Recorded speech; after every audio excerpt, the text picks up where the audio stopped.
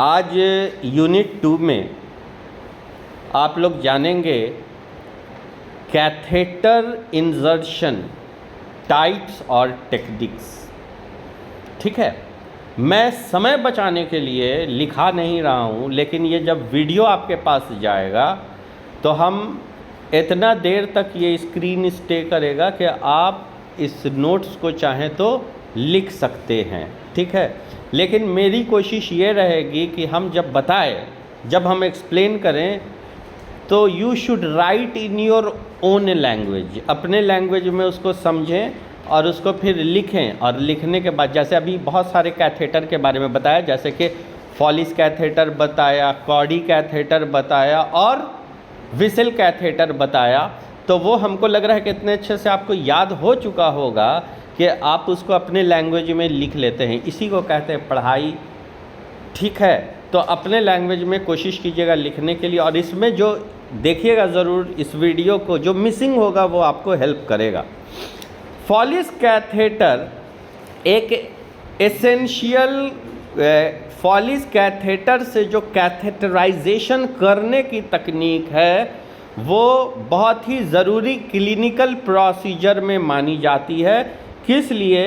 कि यूरिन को ड्रेन करना होता है यूरिनरी ब्लैडर से। तो when a patient is suffering from any kind of anomaly, suppose that patient is very ill और having leg fracture and he can't move, ठीक है, देन इन सच कंडीशन हम क्या करेंगे कि फॉलिस कैथेटर के बारे में समझेंगे। फॉलिस कैथेटर जो है कई चीज़ के लिए काम आता है। सबसे पहला चीज़ कि अगर फॉलिस कैथेटर लगा दिया जाएगा तो यूरिन तो निकलेगा ही, लेकिन उसके आउटपुट को मॉनिटर किया जाता है।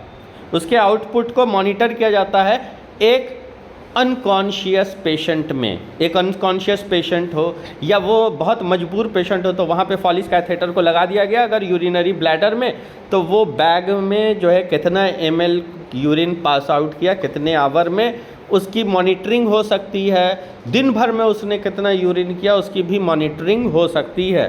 ठीक है, तो यहाँ पर जो सैंपल का कलेक्शन होता है वो स्टेराइल यूरिन सैंपल होते हैं। आप जब देखिएगा कि किसी को भी पैथोलॉजिकल इन्वेस्टिगेशन के लिए यूरिन देना होता है तो उस कंडीशन में जो लैब होती है वो खुद का जो है केन देती है या डब्बा देती है जिसके अंदर बोलती है कि यूरिन दीजिए। उसका एक स्पेशल रीज़न है, आप अपने घर के किसी भी चीज़ में नहीं दे सकते हैं क्योंकि वो स्टरलाइज्ड होता है, उसमें ना कोई बैक्टीरिया होगा ना कुछ होगा, तो वहाँ पर जो भी रिज़ल्ट आएगा वो एक्यूरेट आएगा। आपके बॉडी में अगर किसी तरह का इन्फेक्शन है वही जांच में आने वाला है। तो यहाँ पर भी जो काम किया जा रहा है कि स्टेराइल कंडीशन में भी किया जाएगा और सैंपल्स का कलेक्शन अगर उसमें से किया जाए तो वो भी यूज़फुल हो जाए। और दूसरी चीज़ कि ब्लैडर के इरिगेशन के लिए भी इसकी ज़रूरत पड़ती है। ठीक है, तो ब्लैडर इरिगेशन क्या हुआ कि washing of the inner wall of the bladder. ठीक है, तो बाहर से जो वाटर डाल करके कैथेटर के माध्यम से अंदर की सफाई किया जाता है। ये एक स्ट्रिक्टली स्टेराइल प्रोसीजर है जिसमें स्ट्रिक्ट एंटीसेप्टिक प्रिकॉशंस को मेंटेन किया जाता है कि किसी तरह का इन्फेक्शन नहीं लगे।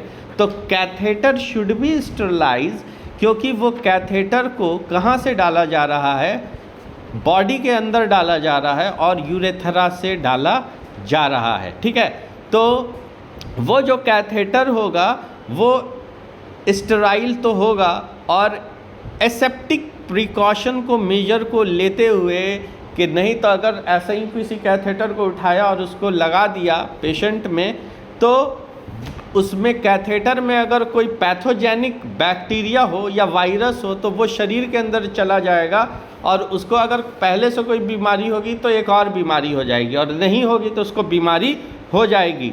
यूरिनरी कैथेटर जो है वो अवेलेबल होता है डिफरेंट साइज़ में और टाइप्स में। अलग अलग साइज़ का कैथेटर होता है और उसके अलग अलग तरह के प्रकार होते हैं। उनका सिलेक्शन डिपेंड करता है क्लिनिकल कंडीशन पेशेंट का जो क्लिनिकल कंडीशन है उस पर, जैसे कि मिसाल के तौर पे एक बंदा अगर नॉर्मल है तो वहाँ पे फॉलिस कैथेटर का इस्तेमाल किया जाता है, ठीक है। लेकिन एक बंदे का कंडीशन ये है, मेल पेशेंट है और उसका hyperplasia of the prostate gland है या प्रोस्टेट ग्लैंड का इन्लार्जमेंट है, हाइपरट्रॉफी है, तो उस कंडीशन में कौन से कैथेटर को इस्तेमाल किया जाएगा? कॉडी कैथेटर को इस्तेमाल किया जाएगा, क्योंकि उसका टिप जो है थोड़ा घूमा रहता है। तो यहाँ पे जो कैथेटर की पहचान क्या होती है कि पेशेंट के हिसाब से, उसके अनुकूल, ठीक है, और उसकी पहचान कौन करता है? डॉक्टर करता है, ठीक है। अब जो पेशेंट होता है वो एज ग्रुप का होता है, बच्चा हो सकता है, पीडियाट्रिक कंडीशन हो सकती है, जेरियाट्रिक कंडीशन हो सकती है, एक अडल्ट हो सकता है। तो एक मेजरमेंट होना चाहिए, जो डायमीटर होगा कैथेटर का उसकी चॉइस डॉक्टर पे डिपेंड करती है, या जो वहाँ के कैथेटराइजेशन करने वाले एक्सपर्ट हैं, है ना, जिन्होंने ट्रेनिंग ली है, उनको इस चीज़ की जानकारी होगी, है ना। तो नहीं तो अगर ज़्यादा वाइड कैथेटर को इस्तेमाल कर दिया जाए जिसका नैरो एरिया है, पैथोलॉजी ही की वजह से हुआ, तो अंदर में वो डैमेज कर सकता है, ट्रॉमा कर सकता है, फाड़ सकता है, ठीक है। तो इसका चयन करना होता है। तो यहाँ पे जो कैथेटर की साइज़ है, इसको मेजर करने के लिए जो यूनिट बनाई गई है उसको फ्रेंच यूनिट के नाम से जानते हैं। उसको कौन सी यूनिट्स के नाम से जानते हैं? French unit. यानी कि एक फ्रेंच तो समझ में नहीं आएगा हम लोग को एक फ्रेंच नहीं समझ में आएगा, और हमको लगता है कि एक फ्रेंच एक खाने का भी होता है, फ्रेंच बीन, लेकिन हो सकता है वो तो बीन है। ये फ्रेंच का मतलब यहाँ पर डायमीटर से रिलेटेड है, और 1 फ्रेंच का मतलब होता है 0.33 mm। 1 फ्रेंच का मतलब कितना हुआ? 0.33 mm, ठीक है, डायमीटर का होता है एक फ्रेंच। कैथेटर का साइज स्टार्ट होता है 6 फ्रेंच से पेडियाट्रिक पेशेंट में, जो बच्चे होते हैं एकदम पीडियाट्रिक हुए, ठीक है ना, उसमें 46 फ्रेंच का इस्तेमाल किया जाता है, और वो एक्सटेंड करता है कि वाइडन, उसका जो डायमीटर है वो बढ़ता चला जाएगा, 48 फ्रेंच तक होता है स्पेशल कंडीशन में। मोस्ट कॉमनली इस्तेमाल करने वाला जो साइज़ होता है अडल्ट में, जो आम तौर से, और वो रीज़नेबल साइज़ माना जाता है, यानी कि ना किसी पे हार्म करेगा, एक एवरेज साइज़ को माना जाता है, वो 14 to 18 फ्रेंच होता है। और थोड़ा लार्जर साइज़ में चले जाएंगे तो 20 से 24 फ्रेंच होता है। तो ये सारे फ्रेंच का इस्तेमाल किया जा सकता है अलग अलग कामों के लिए, जैसे कि हेमेचूरिया, यानी कि वाइडनेस का इस्तेमाल किया, अंदर से डेब्री निकालना, किसी को अगर हेमेचूरिया है, क्लॉट रिटेंशन है, तो ड्रेनेज को ये बेहतर कर सके, उसी हिसाब से चूज़ किया जाता है। यहाँ पे बहुत तरह के कैथेटर होते हैं जो ड्रेनेज करने के काम में आते हैं, जिसमें से एक होता है फॉलिस कैथेटर, जो बहुत ही कॉमन इस्तेमाल किया जाता है। उसके जो टिप होते हैं वहाँ पर एक बलून लगा रहता है और उसको इन्फ्लेट किया जाता है, और ये इनसाइड द ब्लैडर के अंदर जब पहुंच गया ना, जानकारी मिल गई कि ब्लैडर के अंदर पहुंच गया, यूरिनरी ब्लैडर में पहुंच गया, तब इसको इन्फ्लेट किया जाएगा और इसमें क्या डाला जाता है? फ्लूइड डाला जाता है इस बलून को फैलाने के लिए, ना कि यहाँ पे एयर का इस्तेमाल किया जाएगा, ठीक है। क्यों ऐसा किया जाता है? कि वो वहाँ अटक जाए और नहीं निकल पाए। कॉडी कैथेटर की बात होती है तो इसका कर्व टिप होता है, ये पार्टिकुलरली इस्तेमाल किया जाता है जिनको प्रोस्टेटिक इनलार्जमेंट होता है, इनलार्ज प्रोस्टेट कॉम्प्रेस कर देता है या डिजॉर्ट कर देता है यूरेथ्रा को, और इसके वजह से पैसेज गड़बड़ा जाएगा, तो कर्व टिप का इस्तेमाल किया जाता है। नेचुरल कर्व जो है यूरेथ्रा में बाईपास कर जाएगा ऑब्स्ट्रक्शन में। 3-वे catheter is used for bladder irrigation, तो 3-वे से कैथेटर का इस्तेमाल किया जाता है क्या चीज़ में? ब्लैडर के इरिगेशन में, यानी कि वॉशिंग में ब्लैडर के, उसके अंदर से डेब्री वगैरह निकाल दिया गया और सर्जरी या सर्जिकल प्रोसीजर के बाद भी इसकी ज़रूरत पड़ती है, या हेमेचुरिया वाले केसेस में भी ज़रूरत पड़ती है कि अंदर में किसी तरह की क्लॉटिंग हो तो उसको निकाल दिया जाए। यहाँ पे इंडिकेशन जो फॉलिस कैथेटर का होता है, वहाँ पर यूरिनरी रिटेंशन होता है, कई बार साइकोलॉजिकल डिजीज़ से, यानी कि पेशेंट का यूरिनरी ब्लैडर का प्रॉपर कॉन्ट्रैक्शन नहीं होता, उसको प्रोस्टेट की कोई बीमारी है नहीं, लेकिन उसको यूरिन पास ही नहीं हो रहा है, क्योंकि यहाँ पर क्या होता है कि जब तक यूरिनरी ब्लैडर कॉन्ट्रैक्ट नहीं करेगा तो यूरिन पास नहीं होगा, ठीक है। तो कॉन्ट्रैक्शन इज़ वेरी नेसेसरी, और इंटरनली वो कॉन्ट्रैक्ट करता है। तो बहुत सारे ऐसे प्रॉब्लम हो सकते हैं कि पेशेंट के यूरिन जो है अपने यूरिनरी ब्लैडर में पार्शियली स्टोर रहें और वो अच्छे से पास आउट नहीं कर पाएँ। देखिए एक्सरे में या अल्ट्रासाउंड में, है ना, जांच करने के बाद फिर एक बार आफ्टर मैच्योरेशन भी टेस्ट किया जाता है कि देखने के लिए कि यूरिन कितना बचा हुआ है। तो अगर यूरिन बचा रहता है तो इस तरह के क्रिटिकल पेशेंट में हो सकता है कि आउटलेट ऑब्स्ट्रक्शन हो या और भी कोई वजह हो, तो वहाँ पे ये सारे ब्लैडर का कैथेटर का इस्तेमाल किया जा सकता है। Collection of sterile urine sample, bladder irrigation, ये सारी चीज़ तो आप जान गए। Urine output is an important indicator of renal perfusion and overall fluid status, making catheterization crucial in intensive care setting. Intensive care setting में catheterization एक बहुत अहम भूमिका को निभाता है, और एक रेडियोलॉजी प्रोफेशनल के लिए कैथेटराइजेशन को समझना भी बहुत ज़्यादा ज़रूरी है। अगर किसी में पहले से कैथेटर लगा हुआ है तो आपके लिए तो बहुत बढ़िया हो गया। क्या चीज़ के लिए? RGU, रेट्रोग्रेड यूरोथ्रोग्राफी करने के लिए आपके लिए कोई पंगा नहीं रहेगा, ठीक है। जब भी कैथेटराइजेशन किया जाता है तो कैथेटराइजेशन करने से पहले जितने भी नेसेसरी इक्विपमेंट हैं उसको तैयार कर लिया जाएगा, जैसे कि जो करने वाला डॉक्टर होगा उसके पास स्टेराइल ग्लव्स होना चाहिए, इसलिए कि अगर ट्यूब स्टेरलाइज है तो आपके हाथ से वो उसमें इन्फेक्शन जा सकता है नहीं। और ड्रैप्स, एंटीसेप्टिक सॉल्यूशन, बीटाडिन, है ना, और अलग antibiotic, cotton swab, forcep, sterile water, syringe, lubricant jelly and some time lignocaine और xylocaine is used as a lubricant jelly. इस्तेमाल इसलिए किया जाता है कि वहाँ पर सुन्न हो जाएगा, है ना, तो पेशेंट को दर्द नहीं होगा। फॉलिस कैथेटर और यूरिन कलेक्शन बैग की आवश्यकता पड़ती है। प्रॉपर प्रिपरेशन होना चाहिए, जो एरिया हो वो भी स्टेरलाइज हो, यानी कि साफ़ सुथरा हो। स्टेरिलिटी को मेंटेन किया जाता है प्रोसीजर को करने के लिए, और किसी तरह का भी अननेसेसरी इंटरप्शन नहीं होना चाहिए। ये जो प्रोसीजर है ये बिगिन करता है ना, begins with explaining the process. Patient को पहले बता देना है, ठीक है। अच्छा, प्राइवेसी को भी मेंटेन करना है, पेशेंट को समझा भी देना है, इसलिए कि ये सारे जांच में 2-3 चीज़ होती है। एक तो पेशेंट का प्राइवेसी मेंटेन नहीं होगा तो वो ख़राब उसको फील होगा, ऑकवर्ड लगेगा। दूसरा कि एक तो शर्म का भावना रहेगा, दूसरा परेशानी और डर जिसमें खौफ रहेगा, जिसको हम लोग अंग्रेज़ी में कहेंगे एंग्जाइटी। तो पेशेंट को एंग्जाइटी, तो स्क्रीन तो लगेगा ही, उससे बढ़िया से कोऑपरेट करना और बताना है कि वो ज़्यादा एंग्जाइटी नहीं हो उसको। पेशेंट को प्रॉपर पोजीशन किया जाएगा।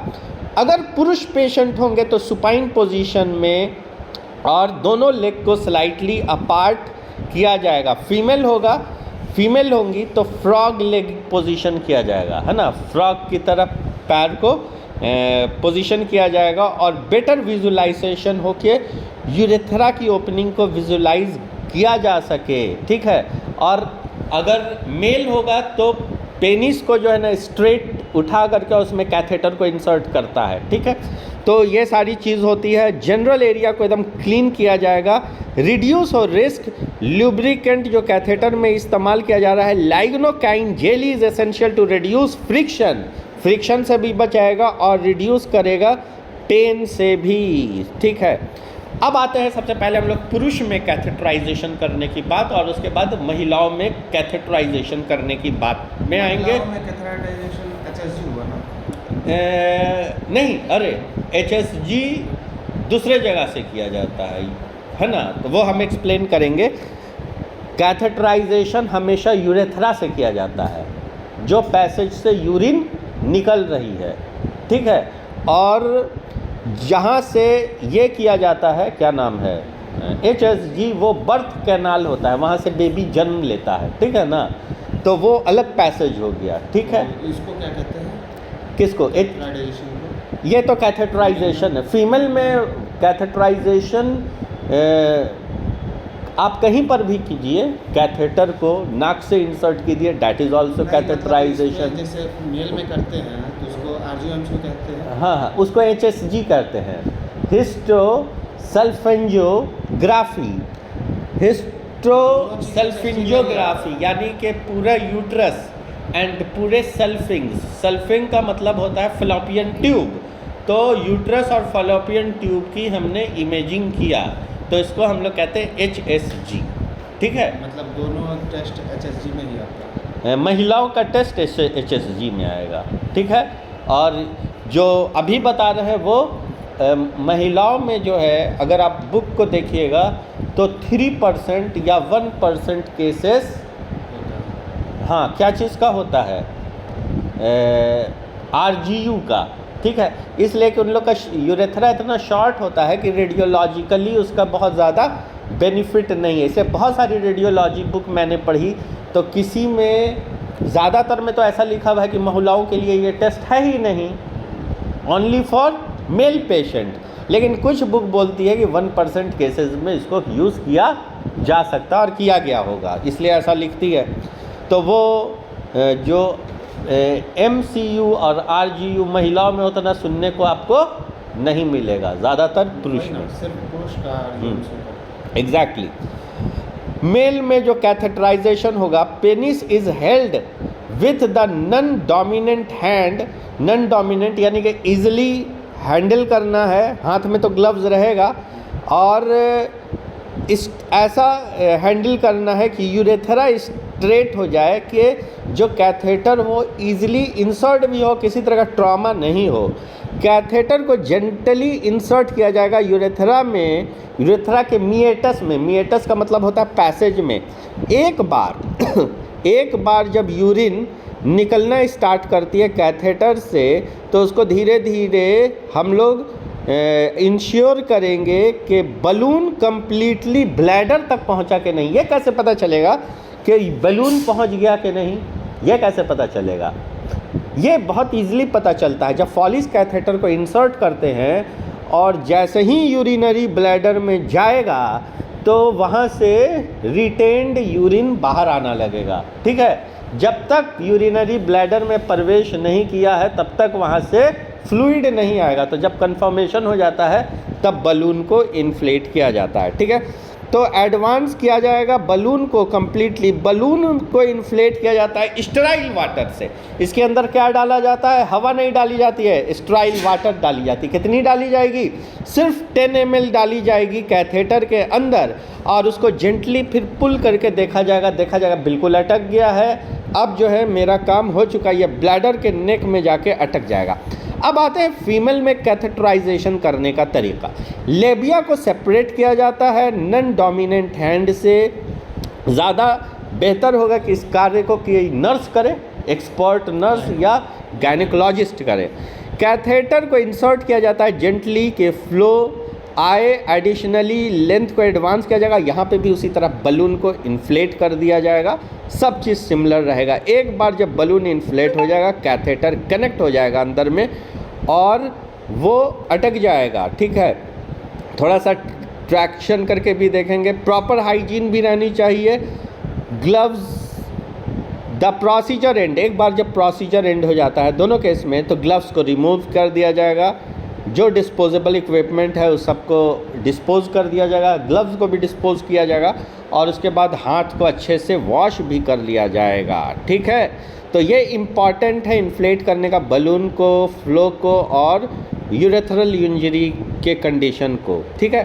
तो यहाँ पर जो पैसेज बन जाता है वो पैसेज बन कोई फॉल्स पैसेज नहीं बनना चाहिए। अगर गलत हाथ होगा तो फॉल्स पैसेज बनेगा, चोट लगेगी, इंटरनल ट्रॉमा होगा और ब्लीडिंग हो सकता है, कॉम्प्लिकेशन हो जाता है। इसलिए कोई नौसिखिया नहीं इस काम को करे। इसके